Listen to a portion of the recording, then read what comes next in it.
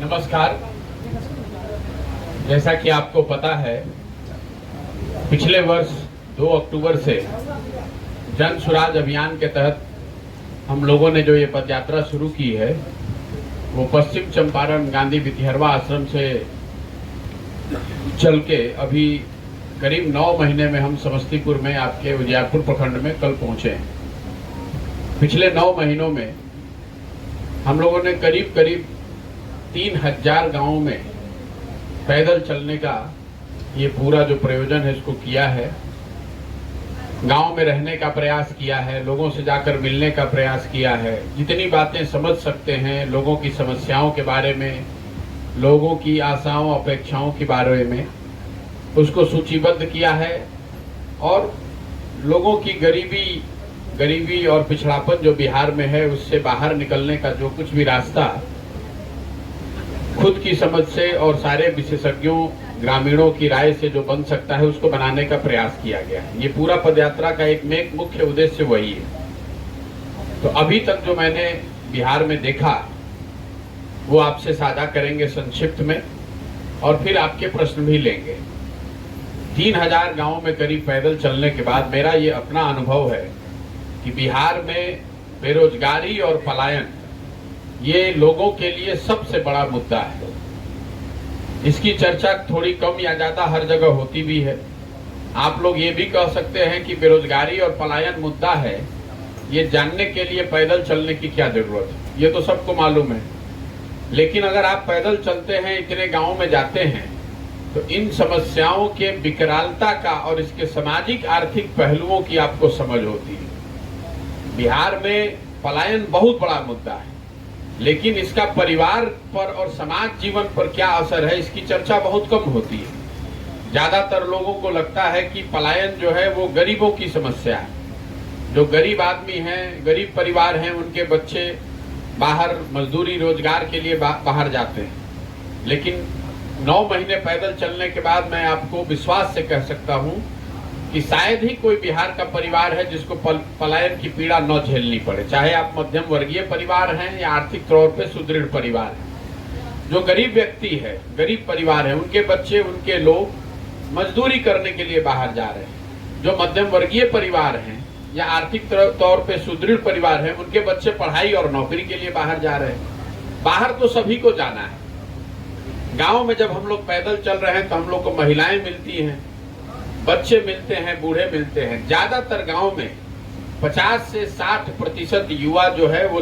बिहार छोड़कर किसी न किसी कारण से, चाहे पढ़ाई के लिए या रोजगार के लिए, बाहर चला गया है। और वो साल में एक ही बार घर आता है। हम 9 महीना से पैदल चल रहे हैं तो कई लोग सम्मान के तौर पर भी कहते हैं कि अपना घर परिवार छोड़कर हम 9 महीने से चल रहे हैं। बिहार के ज्यादातर परिवार को अगर आप देखिएगा तो उनके जीवन की ये सच्चाई है। माता पिता, पति पत्नी, पिता अपने बच्चों के साथ, शायद ही कोई ऐसा घर है जो साथ में रह रहा है। कोई साथ में रहने का सुख किसी को यहाँ नहीं। परिवार की परिकल्पना ही खत्म हो गई है। लोग ये मानकर बैठे हैं कि जो युवा है, जो कमाने की उम्र में है, वो आदमी बाहर ही रहेगा और साल में, छठ में, ईद में, दिवाली में कोई 10 या घर में कोई पर्व त्योहार, शादी ब्याह हुआ तो आया, बाकी सारे समय उसको अपने परिवार से, अपने प्रियजनों से अलग ही रहना है। ये आज बिहार के ज्यादातर परिवारों की सच्चाई है। इसी तरह बेरोजगारी जो है वो सिर्फ गरीबों की समस्या नहीं है। जिनके पास यहाँ जमीन है, जो कुछ बिजनेस व्यापार कर भी रहे हैं, उनके पास भी ये जो समस्या है उनके बच्चों के रोजगार की, वो बहुत बड़ी चिंता है। शायद ही कोई ऐसा परिवार है जो कृषि आधारित हो या उद्योग व्यापार कर रहा हो, 100 में 1-2 भी नहीं है जो ये कह सकता है कि हमारे बच्चे पढ़ लिख कर आए और हमारे साथ हमारा खेती में या उद्योग धंधे में हाथ बटाएं। तो बेरोजगारी और पलायन ये दोनों वर्ग विशेष की समस्या नहीं है, ये पूरे समाज की आज बिहार में समस्या है। दूसरी जो बड़ी समस्या लोगों ने मुझे 2,500-3 हजार गाँव में बताया वो है किसानी से जुड़ा हुआ। गांव देहात में लोग बोलचाल की भाषा में बताते हैं कि पहले के जमाने में जब बिहार में खेती होती थी तो परिवार जो खेती करते थे वो अपना पेट काट के, सतुआ खा के 2-4-5 वर्ष खेती करके 1-2 कट्ठा जमीन खरीदते थे। आज बिहार में किसानों की स्थिति ये है कि अगर आपके घर में कोई नौकरी करने वाला नहीं है या आपके पास कोई दूसरा रोजी रोजगार व्यापार नहीं है, सिर्फ खेती पर आधारित आप हैं, तो 5 वर्ष में आपके 1-2 कट्ठा जमीन बिकना है। हर 5 वर्ष में आपको जमीन बेचनी है। घर में कोई बीमार पड़ जाए या घर में कोई शादी आ जाए तो आपको हर हालत में जमीन बेचनी है। ऐसी हालत किसानों की यहाँ क्यों है? जो मेरी समझ में बात आई है, उस किसानों की जो ये समस्या है उसके 3 आधारभूत कारण हैं। पहला तो बिहार में भूमि सुधार लागू नहीं किया गया है। 60-70 वर्ष से यहाँ समाजवाद के गरीबों के नाम पर राजनीति तो हुई है, लेकिन बिहार में कहीं भूमि सुधार का कानून लागू नहीं किया गया। नतीजा ये हुआ है कि बिहार में 60% जनता के पास जमीन है ही नहीं। ये सरकार के आंकड़े हैं। बिहार में 57% ग्रामीण जनता के पास 1 धूर जमीन नहीं है। देश के स्तर पर यह औसत है 38%। तो 100 में 60 आदमी के पास जमीन है ही नहीं। जो 40 आदमी के पास जमीन है उसमें से 35 आदमी ऐसा है जो 2 बीघे से कम की खेती करता है या मालिकाना हक रखता है। तो बिहार में जो खेती करने वाले किसान हैं वो आमदनी के लिए खेती नहीं करते हैं। ये कमाने वाली खेती नहीं है, ये खाने वाली खेती है। आप उतना ही खेत में उपजा पाते हैं कि आपका और आपके बाल बच्चों का पेट भर जाए। अंग्रेजी में जिसको हम लोग कहते हैं सब्सिस्टेंस फार्मिंग, सिर्फ उतना ही पैदा हो जिससे कि आपका बाल बच्चे का पेट भरे, उसे आमदनी का जरिया नहीं है। तो कृषि पर आधारित एक बहुत बड़ी जनसंख्या है, लेकिन कृषि उनके लिए आमदनी का जरिया ना होकर खाने का जरिया है। दूसरी जो बड़ी समस्या यहाँ कृषि किसानों के लिए है वो है जल प्रबंधन की बात। बिहार में आधा बिहार बाढ़ प्रभावित है। ये बात तो सब लोग जानते हैं, बाढ़ आता है, बाढ़ प्रभावित क्षेत्र है। लेकिन ज्यादा बड़ी समस्या ये है कि जो आधी जमीन जो बाढ़ प्रभावित नहीं है, या तो उसमें सूखा की परेशानी है, जैसे समस्तीपुर के जिन प्रखंडों से हम चल कर आ रहे हैं, वो मोरबा हो, सरायरंजन हो, विद्यापति हो, हर जगह कहीं पर भी पानी की पटवन की व्यवस्था नहीं है। और इसके साथ ही जो जल जमाव की एक समस्या है, बांध जो बना हुआ है उसकी एक ओर बाढ़ से लोग परेशान है और दूसरे ओर सूखे से परेशान है। आप रोड पर चल रहे हैं तो ये अजीब परेशानी है कि रोड के एक साइड लोग बाढ़ से परेशान है, रोड के दूसरे साइड लोग सूखे से परेशान है या जल जमाव से परेशान है। एक बार पानी आ गया तो निकलता ही नहीं है। तो जल प्रबंधन को लेकर जो बिहार में स्थिति है उसकी वजह से भी यहाँ खेती किसानी करने वाले लोगों को बहुत बड़ी परेशानी है। तीसरा और जो सबसे बड़ा किसानों की परेशानी है वो है उनके फसलों का उचित दाम न मिलना। जमीन नहीं है, सुविधा नहीं है, पानी नहीं है, सरकार की ओर से कोई सहायता नहीं, इसके बावजूद जो किसान यहाँ पैदा करता है उसको उसकी उचित कीमत नहीं मिलती है। पिछले 10 वर्ष में ये आप ये आंकड़ा याद रख लीजिए, पिछले 10 वर्ष में बिहार में सिर्फ 13% धान ही सरकारी समर्थन मूल्य पर खरीदा या बेचा गया है। पंजाब के किसानों के बारे में हम लोग कहते हैं कि पंजाब में किसान बहुत समृद्ध है। पंजाब में पिछले 10 वर्ष में 70% धान समर्थन मूल्य पर खरीदा गया है। बिहार में सिर्फ 13% धान ही समर्थन मूल्य पर खरीदा गया। इसका नतीजा क्या है? जैसे अभी पिछले वर्ष जब धान की कटाई हुई तो धान का समर्थन मूल्य था 2050 रुपया और बिहार के किसानों ने धान बेचा 1300 रुपया, 1400 रुपया, 1500 रुपया में। तो अगर आप 30%, 40% कम दाम पर अपना उपज बेचेंगे तो स्वाभाविक तौर पर आपको खेती से लाभ नहीं होगा। एक आर्थिक सर्वेक्षण के मुताबिक बिहार में किसानों को उनके फसल के दाम उचित दाम न मिलने की वजह से हर वर्ष 20 से 25 हजार करोड़ रुपए का नुकसान हो रहा है। मतलब जो आप पैदा करते हैं, चावल, धान, गेहूं, बाजरा, मकई, गन्ना, जो भी आप उपजाते हैं उसकी कीमत, उचित कीमत नहीं मिलने की वजह से यहाँ के किसानों को 20 से 25 हजार करोड़ का नुकसान है। इसके साथ साथ जो तात्कालिक समस्या लोग बताते हैं, खाद और बीज की काला बाजारी, यहाँ यूरिया किसी को सुलभता से उपलब्ध नहीं है, 277 रुपया का यूरिया ज्यादातर लोगों को 500, 600, 700 रुपया में खरीदना पड़ रहा है। तो ये समस्या तो है ही। बेरोजगारी, पलायन और कृषि के बाद जो तीसरी सबसे बड़ी समस्या लोगों ने बताई वो है शिक्षा व्यवस्था का ध्वस्त हो जाना। पिछले 9 महीने में शायद ही कोई ऐसा गांव और पंचायत में गया हूं जहां पर लोगों ने ये न बताया हो कि शिक्षा व्यवस्था यहां पूरी तरीके से ध्वस्त है। मेरा अपना मानना है कि नीतीश कुमार जैसे पढ़े लिखे व्यक्ति के मुख्यमंत्री रहते हुए बिहार में शिक्षा व्यवस्था का ध्वस्त हो जाना उनके 17 साल के शासन काल का सबसे बड़ा काला अध्याय है। ऐसा इसलिए कि मान लीजिए कि सड़क यहाँ टूटी हुई है, कल होकर एक अच्छी सरकार आ जाएगी तो सड़क बन सकती है, लेकिन अगर कल होकर एक अच्छी सरकार आ भी जाए तो जो 2 पीढ़ियां इन ध्वस्त शिक्षा व्यवस्था से पढ़ के निकले अनपढ़ रह गए, अब जीवन भर वो पढ़े लिखे समाज की बराबरी नहीं कर सकते। बिहार में जो शिक्षा की हालत है, कई लोगों को लगता है कि यहाँ पर शिक्षकों की गुणवत्ता की वजह से ये परेशानी है। ये समस्या का एकमात्र पहलू नहीं है, एक छोटा सा पहलू है। शिक्षकों की गुणवत्ता एक पहलू है, लेकिन बिहार में जो शिक्षा व्यवस्था ध्वस्त हुई है, हम लोग का अपना आकलन ये है कि समता मूलक शिक्षा नीति बनाने के चक्कर में सरकार ने पिछले 5-10 सालों में स्कूलों में पढ़ाई हो रही है कि नहीं, शिक्षक हैं कि नहीं, इसकी चिंता नहीं की। हर गांव, हर पंचायत में विद्यालय खोल दिए गए, जहां नहीं खोले गए वहां विद्यालयों को उत्क्रमित कर दिया गया। पूरा जो शिक्षा व्यवस्था बिहार में है, ये उत्क्रमित विद्यालय और नियोजित शिक्षकों के आधार पर चल रहा है। न कहीं नियमित शिक्षक है, न नियमित कोई विद्यालय है। जो मध्य विद्यालय था उसी को उच्च विद्यालय बना दिया, जो प्राथमिक था उसको मध्य बना दिया। नतीजा ये हुआ कि जहां पर स्कूलों की बिल्डिंग है वहां पर शिक्षक नहीं है, जहां पर शिक्षक हैं वहां पर बिल्डिंग नहीं है, जहां दोनों है वहां बच्चे नहीं है, पढ़ाई ही नहीं है।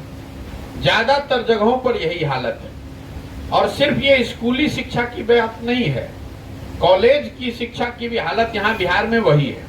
जिन लोगों को भी लगता है कि बिहार में शिक्षा व्यवस्था सिर्फ नियोजित शिक्षकों की वजह से खराब है, उनको बिहार में कॉलेज में होने वाली पढ़ाई को ध्यान में देना चाहिए। बिहार के जो कॉलेज हैं वो तो नियोजित शिक्षक नहीं चला रहे हैं। Patna science college, Patna college, Langat Singh college, जो भी पहले के यहाँ प्रसिद्ध कॉलेज रहे हैं, किसी कॉलेज में भी पढ़ाई नहीं हो रही है। एक लाइन में अगर मैं कहूँ तो मेरा 9 महीने का अनुभव ये है कि यहाँ स्कूलों की जो अवधारणा है, स्कूल से खिचड़ी बट रहा है, कॉलेज से डिग्री बट रहा है, पढ़ाई दोनों में कहीं नहीं हो रहा है। इन 3 समस्याओं के बाद सबसे ज्यादा चर्चा में केंद्र सरकार की 4 योजनाएं हैं, जिसके बारे में लोगों ने हम लोगों को बताया। पहली योजना जो है वो है प्रधानमंत्री गरीब कल्याण योजना, जिसके तहत लोगों को 5 किलो अनाज हर महीने मिलना है। 9 महीने के पदयात्रा के बाद मैं आपको ये बता सकता हूं कि किसी भी लाभार्थी को बिहार में 5 किलो अनाज नहीं मिल रहा है, लोगों को 4 किलो अनाज ही मिल रहा है। और उसकी वजह यह है कि प्रखंड के स्तर पर जो अनाज गरीब कल्याण योजना में आ रहा है, उस पर 35 से 40 रुपए प्रति क्विंटल की दर से चोरी की जा रही है। और उस चोरी में, उस कमीशन में, उस भ्रष्टाचार में ज्यादातर जनप्रतिनिधि और अफसर शामिल हैं। ज्यादातर जगह लोग बताते हैं कि विधायकगण भी 6 से 7 रुपए प्रति क्विंटल अपना हिस्सा ले रहे हैं। जब 35 से 40 रुपए प्रति क्विंटल अनाज में चोरी होगा, वही वजह है कि लोगों को 5 किलो के बजाय 4 किलो अनाज ही मिल रहा है। दूसरी केंद्र सरकार की बड़ी योजना जो यहाँ चल रही है वो है प्रधानमंत्री आवास योजना। रास्ते में चलते हुए आवास योजना के जो लाभार्थी हैं वो ज्यादातर इंदिरा आवास योजना के लाभार्थी ही हम लोग को मिलते हैं, जिनको पहले कभी 15-20 साल में 20,000, 25,000, 40,000 रुपया मिला है।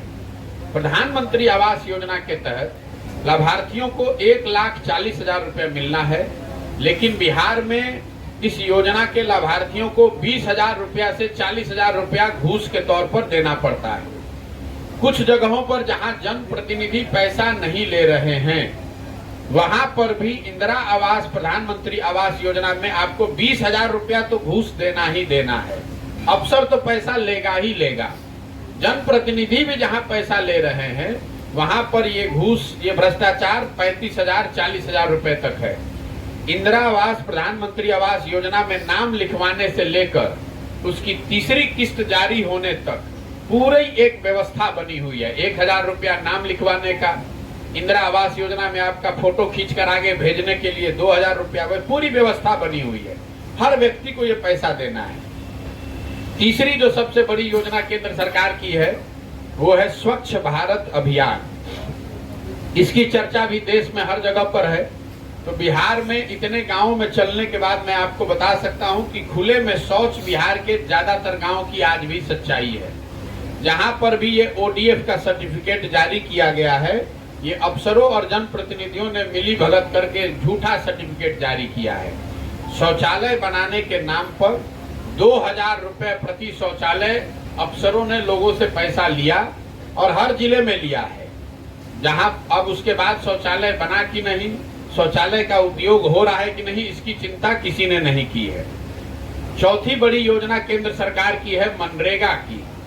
जब मैं बिहार आया था, पदयात्रा शुरू किया था, तो मुझे ऐसा लगा था कि चूंकि बिहार में इतनी गरीबी है, यहाँ इतने लोग भूमिहीन हैं, तो जमीन पर मुझे मनरेगा के बहुत सारे काम देखने को मिलेंगे।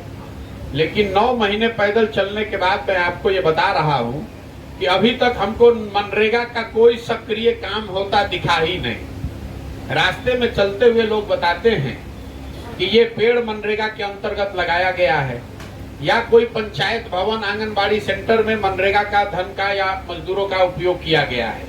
लेकिन ज्यादातर जगहों पर मनरेगा को एक तरह से भुला दिया गया है, उसको ठंडे बस्ते में डाल दिया गया है। मनरेगा का अगर बिहार सरकार का आप यूटिलाइजेशन देखिएगा तो पिछले वित्तीय वर्ष में बिहार सरकार का मनरेगा का यूटिलाइजेशन है 39%। मतलब अगर दिल्ली से बिहार के लोगों के लिए हम लोग 100 रुपया ला सकते थे, तो 100 रुपया की जगह हम लोग 39 रुपया ही लेकर आए। और जो पैसा मनरेगा में आया उसमें 40% की दर से पीसी काटा गया, भ्रष्टाचार काटा गया। तो 100 रुपया जो गरीबों को मिलना चाहिए था उसमें आया 40 रुपया, और उस 40 रुपया में भी 15-16 रुपया भ्रष्टाचार के भेंट चढ़ गया। लोगों को 20-25 रुपए ही मिल पाया। ये 4 बड़ी केंद्र सरकार की योजनाओं की हालत है जो लोगों ने बताया, हम लोगों ने जमीन पर देखा।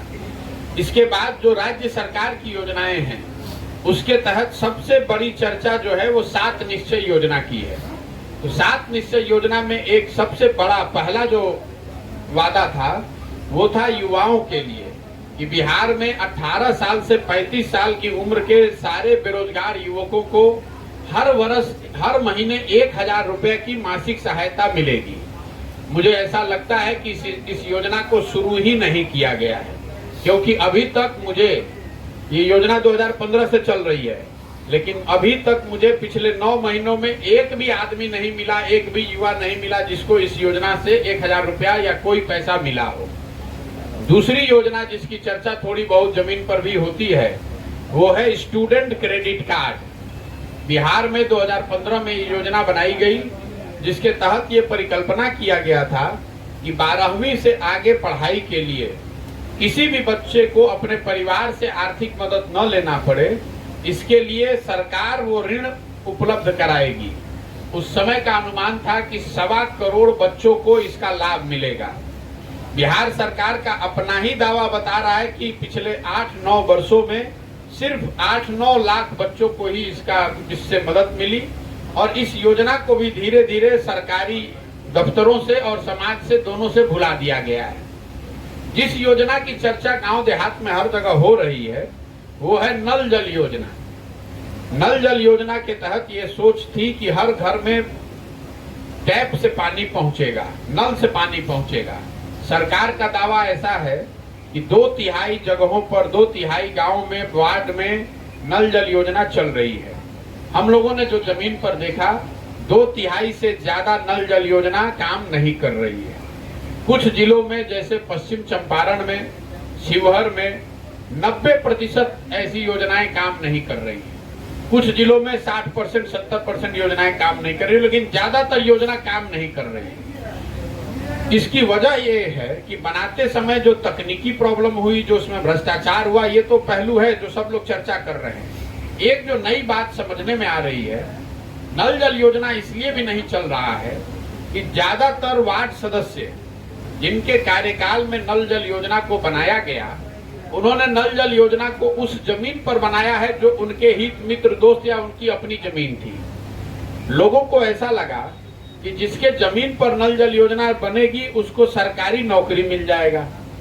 अब चुनाव में ज्यादातर वार्ड सदस्य चुनाव हार गए, उन्होंने अब इसकी मिल्कियत जो है, मालिकाना हक है, वो दूसरे को दिया ही नहीं।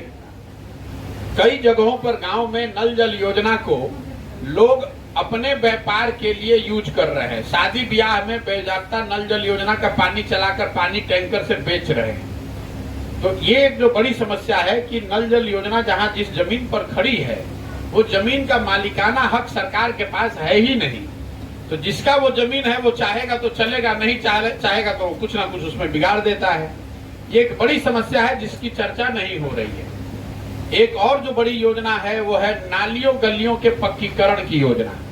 ये बिहार सरकार की सबसे बड़ी योजना थी। 2015 में अनुमान था कि 5 वर्षों में 80,000 करोड़ रुपया, बिहार की गरीब जनता का 80,000 करोड़ रुपया खर्च किया जाएगा, ताकि हर व्यक्ति के घर से उसके घर के नाली का पक्कीकरण होगा।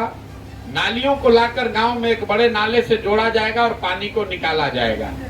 पिछले 2,500-3 हजार गाँव में जहां मैं गया, पानी नालियों के पक्कीकरण की तो कोई बात ही नहीं है। गांव में कुछ बड़े नाले बेतरतीब तरीके के रोड के किनारे जरूर बनाए गए हैं, लेकिन उन नालों से घरों के नालियों के पानी के निकलने को जोड़ा नहीं गया है, ना ही उन नालों से पानी को निकालकर कहीं निस्तारण की व्यवस्था की गई। नतीजा ये हुआ कि ज्यादातर गांव में जो ये नाले बने हुए हैं, ये या तो बंद पड़े हुए हैं या कूड़ेदान के तरह इस्तेमाल किए जा रहे हैं। बिहार सरकार ने पिछले 8, 10, 15 वर्षों में जो 2 काम किया है जिसकी चर्चा होती है, बिजली और सड़क। हर व्यक्ति मानता है कि पिछले 10-15 साल में बिहार में बिजली और सड़क में सुधार हुआ है। तो मैं आपको ये बता सकता हूं कि बिजली के क्षेत्र में जरूर सुधार हर जगह दिखा। हर गांव में जहां पर भी हम लोग गए, हर गांव हर टोले में लोगों को बिजली आ गई है, लोगों के घरों में बिजली आ गई है। लेकिन बिजली के साथ आने के साथ एक जो बड़ी समस्या लोग बता रहे हैं वो गलत और बढ़े बिल का आना है। हर गांव में लोग बता रहे हैं कि 2,000, 5,000, 10,000, 20-20, 50,000 रुपए भी लोगों को बिल आ रहा है।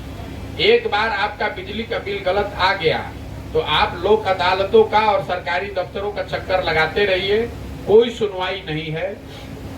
ज्यादातर गाँव में हमें लोग ऐसे मिलते हैं जिनका बिजली का कनेक्शन आधिकारिक तौर पर काट दिया गया है क्योंकि वो बिजली का भुगतान नहीं कर पा रहे हैं। कुछ जगह पर तो ऐसे भी लोग मिले हैं जिन पर बिजली का बिल इतना ज्यादा हो गया है कि उन पर फौजदारी का केस हो गया है, लोग अपना गांव छोड़कर भी भाग गए। सड़कों की जहां तक स्थिति है, जरूर नेशनल हाईवे और स्टेट हाईवे में सुधार हुआ है, लेकिन ग्रामीण सड़कों की स्थिति बिहार में आज भी लोग बाग बताते हैं कि वही है जो लालू जी के जंगल राज में होती थी। ग्रामीण क्षेत्र में जहां पर भी गांव में जाइए, जिलों में कुछ जिलों में स्थिति, वैशाली में थोड़ी अच्छी है, समस्तीपुर में खराब है, चंपारण में, पश्चिम चंपारण में ज्यादा खराब है, पूर्वी चंपारण में ज्यादा उससे थोड़ी बेहतर है, शिवहर में ज्यादा खराब है, सिवान में के कुछ इलाकों में ग्रामीण सड़क ठीक है। लेकिन अगर पूरे 9-10 जिलों में जहां मैं गया, ग्रामीण सड़कों की स्थिति यही है कि वहां पर लोग बिल्कुल ही टूटी हुई सड़कों पे, गलियों पे ही रहने चलने को मजबूर है। इस पूरी पदयात्रा के दौरान जो 3 सबसे ज्यादा शब्द सुने गए वो है अफसरशाही से परेशान जनता, सरकारी विभागों में फैला हुआ भ्रष्टाचार और सरकार की सभी योजनाओं में काटे जाने वाला पीसी कमीशन। अफसरशाही का आलम यह है कि बिहार में चाहे आप जनप्रतिनिधि हैं, समृद्ध व्यक्ति हैं या गरीब व्यक्ति, हर व्यक्ति कह रहा है कि भैया अफसर ही इस राज्य को चला रहे हैं। अफसरों की मनमानी है और बिहार ने कभी अपराधियों का जंगल राज देखा है, अभी अफसरों का जंगल राज देख रहा है। जो अफसर के मन में आएगा वही वो करेगा। अफसर किसी से न डर रहे हैं, ना वो किसी के प्रति जवाबदेह है। दूसरी बात, कोई भी ऐसा सरकारी विभागों का जो भ्रष्टाचार है, कोई भी ऐसा सरकारी काम नहीं है, चाहे आपको राशन कार्ड बनवाना हो, चाहे आपको अनाज लेना है, चाहे आपको इंदिरा आवास के लिए जाना, कोई सरकारी योजना ऐसी नहीं है जिसमें बिना पैसा दिए हुए आप काम करा सकते हैं। और तीसरा जो नया शब्द मैं यहाँ सुन रहा हूँ, पीसी, चाहे केंद्र सरकार की योजना हो या राज्य सरकार की योजना हो, 20% से 40% सभी योजना में व्यवस्थित तरीके से पैसा काटा जा रहा है और वो पैसा जनप्रतिनिधियों और अफसरों के बीच में बांटा जा रहा है। कुल मिला जुलाकर इतनी ये बातें हम लोगों ने देखी, समझी, सुनी। अब अगर आपके जो सवाल हैं वो आप सवाल कर सकते हैं। बहुत बहुत धन्यवाद।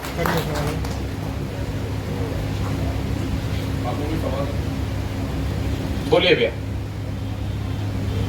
महागठबंधन के 10 साल पूरा होने पर बिहार में क्या क्या बदलाव आए? मेरे भाई, महागठबंधन का तो कोई 10 साल हुआ नहीं है, पर कहां से ये आंकड़ा ला रहे हैं? महागठबंधन के तो अभी 1 साल अगस्त में होंगे। बिहार में पिछले 10 साल में क्या बदलाव हुआ है, इसका एक संक्षिप्त ब्यौरा जमीन पर जो हमने देखा वो आपको बताया। अगर आप आंकड़ों को देखेंगे तो 10 वर्ष पहले भी बिहार देश का सबसे गरीब, सबसे पिछड़ा राज्य था और आज 10 वर्ष के बाद भी बिहार देश का सबसे गरीब, सबसे पिछड़ा, सबसे ज्यादा अशिक्षित, सबसे ज्यादा भुखमरी और बेरोजगारी वाला राज्य है। थोड़ा बहुत जो सुधार हुआ है, ये सुधार दूसरे राज्यों के मुकाबले बहुत कम है। इसीलिए सड़क बन भी गई है तो दूसरे राज्यों में सड़क बहुत ज्यादा बन गई, बिजली यहाँ आ भी गई, तो भी पूरे बिहार में जितना बिजली की खपत आज होती है उससे ज्यादा बिजली की खपत अकेले दिल्ली में होती है। तो बिहार आज भी देश का सबसे गरीब और पिछड़ा राज्य है। उस स्थिति में कोई फर्क नहीं आया है। पढ़ाई के लिए, कमाई के लिए, रोजगार के लिए, इलाज के लिए लोगों को आज भी बिहार के बाहर ही जाना है। यहाँ पर कोई व्यवस्था नहीं है। ग्रामीण क्षेत्रों की जो हालत है मैंने आपको बताया, खेती किसानी करने वाले लोगों की जो दशा है वो आपके सामने है। तो कुल मिला जुला कर पिछले 10 साल में 2005 से लेके 2010 के समय में जो बिहार में सुधार होता दिखा था, वो मिला जुलाकर फिर वही स्थिति हो गई है। और हम लोग वापस जो लालू जी के जंगल राज के टाइम में जिस बिहार को हम लोगों ने देखा था, कमोवेश वही स्थिति आज बिहार में है। बिहार में प्रति व्यक्ति आय आज भी 35,000 रुपए है, जबकि देश में प्रति व्यक्ति आय 1,60,000 रुपया है। तो आप कोई भी मानक विकास का उठा लीजिए, चाहे वो पढ़ाई का हो, कमाई का हो, आय का हो, कृषि का हो, चिकित्सा का हो, हर मानक पर बिहार आज देश में सबसे पीछे है। आपने लालू जी का जिक्र किया यहाँ पर है जंगल राज, तो इसका मतलब अभी जंगल राज नहीं है क्या? मेरे भाई, आपने बात सुनी नहीं। मैंने ये कहा कि लोग उस जंगल राज को याद करते हैं। लोग बताते हैं कि उस समय अपराधियों का जंगल राज था, लेकिन आज का जो दौर है, आज भी लोग इतने परेशान हैं कि लोग कह रहे हैं कि भैया आज भी वही हालत है, फर्क इतना ही है कि पीछे अपराधियों का जंगल राज था, अभी अधिकारियों का जंगल राज है। पहले जो अपराधी था लोग उससे परेशान थे, लोग आज अधिकारियों से परेशान हैं। अच्छा, आपके पास ऐसा कौन सा योजना है जो ये सब स्थापित हो जाए? मेरे पास योजना है नहीं है उसकी बात नहीं है। मेरे पास ये सोच है कि जब तक समाज में इस बात को लेकर सुचिता नहीं आएगी, चिंता नहीं होगी, तब तक बिहार को नहीं सुधारा जा सकता है।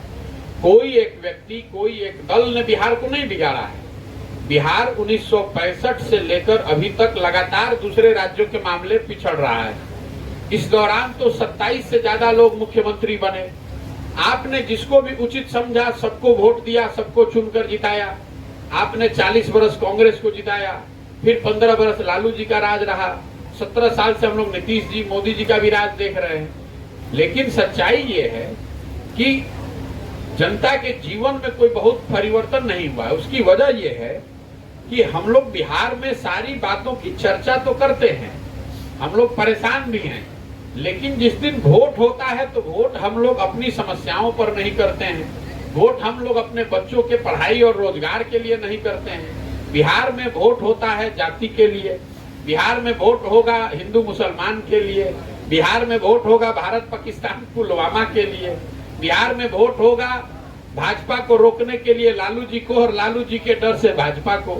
तो ये जो पूरा अभियान है, ये वोट मांगने का अभियान नहीं है, ये लोगों को ये बताने का अभियान है कि मेरे भाई, अगर आप अपने बच्चों की चिंता नहीं करेंगे तो आप जिस किसी का चुनाव करना है कर दीजिए, जिस दल जिस नेता को वोट देना है दे लीजिए, लेकिन आपका जीवन नहीं सुधरने वाला है, क्योंकि आप अपने बच्चों के पढ़ाई के लिए वोट नहीं दे रहे हैं, आप अपने बच्चों के रोजगार के लिए वोट नहीं दे रहे हैं। आप समस्तीपुर की स्थिति देख लीजिए, समस्तीपुर से 3 मंत्री हैं राज्य सरकार में और 1 मंत्री हैं केंद्र में, फिर भी समस्तीपुर की ऐसी दशा है कि कम से कम मैं पिछले 12-13 दिनों से चल रहा हूं, कोई ऐसा गांव नहीं है जहां लोग त्रस्त ना हो, पानी के लिए, रोड के लिए, रोजगार के लिए, पढ़ाई के लिए, अस्पताल के लिए। यहाँ एक दमोन बड़ा गांव है, आप लोग जानते होंगे, लोग बताते हैं दमोन की 50,000 की आबादी है, वहां गए थे। मैं आपको उदाहरण के तौर पे बता रहा हूँ, लोगों ने मुझे वहां बताया कि भैया हम ही लोग तय करते हैं कि यहाँ विधायक कौन बनेगा, क्योंकि 50,000 हमारा वोट है। उसी गांव में लोग ये भी बता रहे हैं कि हम लोग 30 वर्ष से एक अस्पताल की मांग कर रहे हैं और आज तक वहां एक छोटा अस्पताल नहीं बना है। आप समझिए, जिस गांव में 50,000 वोट है, उस गांव में अगर अस्पताल नहीं बन रहा है और फिर भी लोग जाति के नाम पर, धर्म के नाम पर, भारत पाकिस्तान के नाम पर जाकर फिर वोट दे रहे हैं, तो लोगों की परेशानी कैसे दूर होगी? वोट तो अस्पताल के लिए होना चाहिए। अगर दमोन के लोग ये कहें कि जब तक अस्पताल नहीं बनेगा तो वोट नहीं देंगे, तो अस्पताल कल बन जाएगा। तो प्रशांत किशोर के पास योजना नहीं है। प्रशांत किशोर या जन सुराज सिर्फ आपको ये बता रहा है कि आप अपने वोट की ताकत और वोट की शक्ति और उसकी कीमत को समझिए। आपके पास पैसा नहीं है, आपके पास शिक्षा नहीं है, आपके पास जमीन नहीं है, लेकिन आपके पास वोट है। वोट की कीमत नाली गली नहीं है, वोट की कीमत सिलेंडर नहीं है, 5 किलो अनाज नहीं है। वोट की कीमत है आपके बच्चों का भविष्य।